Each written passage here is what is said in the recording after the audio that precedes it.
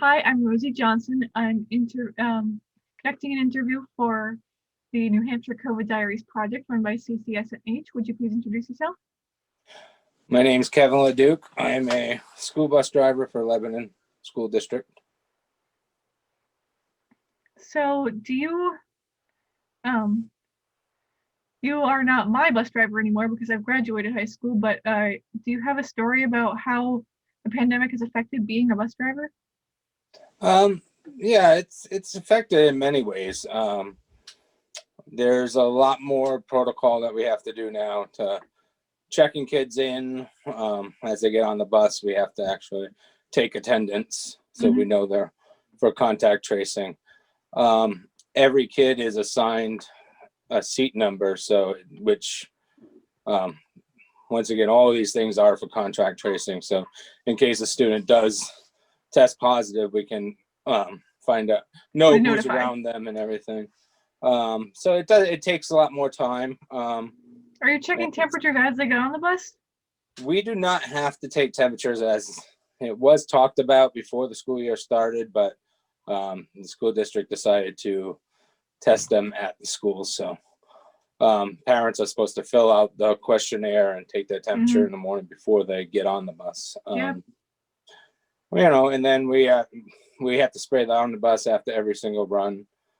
So even between between the middle school run and the elementary runs, the bus is getting sprayed down and cleaned. So it's added, everyone's wearing face masks, so it's a little less personal, less, especially for, first year kindergartners, they don't actually see your face, so they don't see a smiling bus driver as they get on. They're already scared getting on the bus, and now everyone has a face mask, so it's a little more intimidating for the little kids, So is it any quieter though? I remember the school buses always used to be noisy, especially in the back.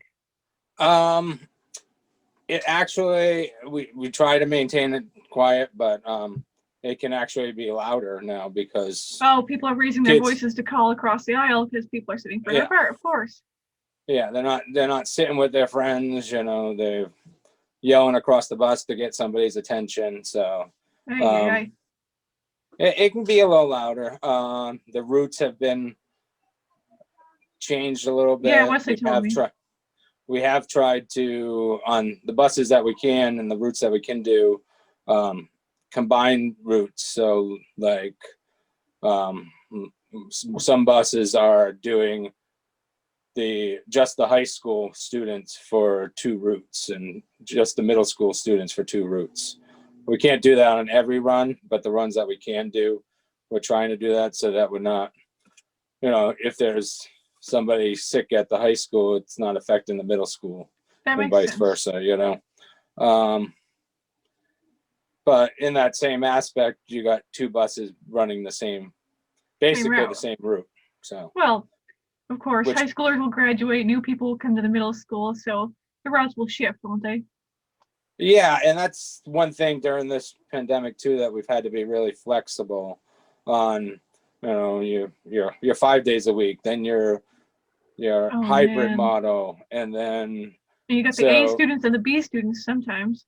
Yeah, so it goes from 5 days a week in person to hybrid model, which is A and B routes, and so it adjusts. And then when we were on the hybrid model, some students needed, we're only going 2 days a week, but needed to switch and become, go 4 days a week because they just needed the extra in person, Wait, that was an option? Direction. So that kind of. I've been hearing a lot about what's going on at the school from Wesley, and I don't remember there being people who are allowed to go 4 days a week. Maybe he didn't know about it. He says people never tell him anything. I think it's case by case. Oh, sure. It's the kids that need the extra. Yep. It's not just a choice. It's the ones that need that benefit from being 4 days a week compared to can't do the. So I mean, according to Wesley, everyone benefits.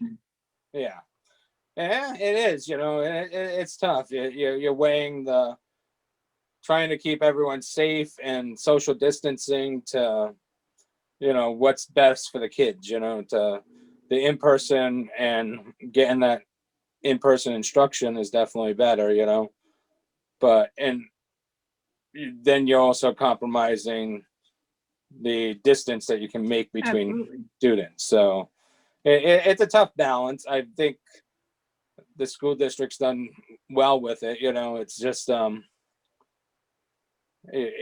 in all cases that we haven't spread, we haven't had any community spread. So it's been just a single incident. So, the steps that we're doing, the cleaning that we're doing, the distancing that they're doing is working, but it definitely, it's adding more work for the teachers. It's adding more work for the bus drivers.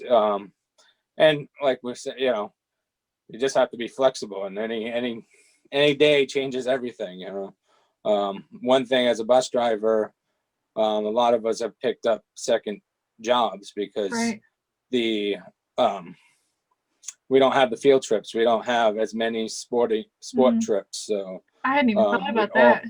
We all kind of took the hours just aren't there for us anymore. Right, so right. like I've started substituting at the school, so To help out which school? Hanover Street School. So Okay. because that's where we park our buses. So once I Right, park right. my bus, I go over there and do I substitute during the day, and then I do my afternoon run. But other people have picked up other side jobs just Right. to bring in extra income that we've lost not having all the extra trips and stuff. Yeah, I hadn't even realized the field trips. I didn't even think about that. Yeah, because normally during the day I would be, I do my morning run, my afternoon run, but and you during the bring day, some sports team somewhere. You bring the heart. yeah. I used to do a lot down to the hood, bring classes down to the hood. I'd bring them off to, Billings Farm, all these trips that we used to do. Wow. Billings Farm's quite the trip. Yeah, the elementary used to go off to Billings Farm, even in the middle school, they used to have their spirit day, and we brought them all over the place. And, we didn't do that this year, so all the opera house trips that, the drama people club went to, the drama club, the band would do, we'd bring, band. we'd I was bring gonna say I was in drama. I didn't remember getting bus rides, but the band people got to carry all the instruments too, so that makes more sense. Well, you bring the band people, but then a lot of them would bring the elementary kids from Mount Leb and Hanover Street. We'd bring them over to go see the performance. Oh yeah. So we had to bus them over there. We don't have all those extra trips. We don't have this year. So we're basically just our 20 hours a week, and any other little trips that we pick up. So. Yeah. So that was a that hurt a lot of the bus drivers, just not making the extra money that we were making. But in all, we still have a job, so we're not. It's good, and even when we were full remote, the buses were running, delivering meals. So I heard about that. We were out there doing that, and I think that was definitely a good avenue too. It got the families that were in need and the kids that were in need, it got them their meals, and it also got a set of eyes on those students, Right. that, sometimes they just need that other adults in their life to keep an eye on them. So. Yeah. And I was talking to Mrs. Cameron, driver's ed. She says there's a lot of crazy regulations, like they have to have the windows at least partially open in the car when they're driving. Have to have the air conditioner blowing a certain way. I assume since a bus is bigger, it's a little bit less. It's definitely, we're supposed to have the windows cracked, our vents, just because the schools have the circulation systems, but the vehicles don't have that kind of a system to clean out the air. So we're trying to have that ventilation just to kind of bring in fresh air and get the old air out. So, in the wintertime, it's been, I have my roof vents open. So, even with the heat on, you have to bundle up because it's still, that heat's just going out the windows. So. Well, I remember when I was riding the bus, I remember there would always be at least one window open because the things are hard to close. Yeah, some of them fall down a little bit. So yeah, but now we crack like every third seat, the window gets cracked, and you leave the roof vent open. So you're getting a lot more wind in there. And even when it's raining, we got to have the windows open just to, so there's rain splashing in. It's not ideal, but it's also what we have to do to keep everyone safe too, and everyone's wearing masks. And as they get on the bus, like I said, we have a hand sanitizer pump. They all hand sanitize their hands, check in with me. I check their name off and I assign them a seat. So then they go sit down. And wait, that's so you assign seats every day, or people don't have the same seat? It does stay the same. Okay. They're all assigned a seat, and that's so I don't have to tell them every day. I remind them what their seat is, but they're after they've done it a few weeks, they kind of know where their seat is, Right. But they got to be checked in, and Sure. and that was hard for the kids at first, because they want to just get on the bus and sit with their friends or sit wherever, so you had to redirect that, and just explain to them the importance for it was just if a case did pop up on the bus, if one of the students tested positive, we needed to know everyone that was sitting around them so that they could be notified and quarantined, so and with the shortage of bus drivers, where the buses that we can do it, we're sitting them 4 seats back so that they're not they're protecting within you. Yeah, so they're not within 6 feet of the bus driver. Right, because if the driver gets sick, then that's everybody on the bus can't ride. Yeah, well, not because of quarantine, but because the driver's not there. Yeah, there's this national shortage for bus drivers. Really? And we're in the same boat as everyone else. We have our transportation directors are basically our only backup. So if a bus driver's sick, she has to cover a route, and so if we get more than one bus driver out, it gets difficult to cover routes, and basically if we can't cover it, a route won't run. So we're trying to keep them away so that if someone does test positive on the bus, they're not within 6 feet of us for more than 10 minutes. That's what the CDC says. I remember they have to be within 6 feet of somebody for more than 10 minutes to make the other person have to quarantine, so right. The check-in they're just going by as it's a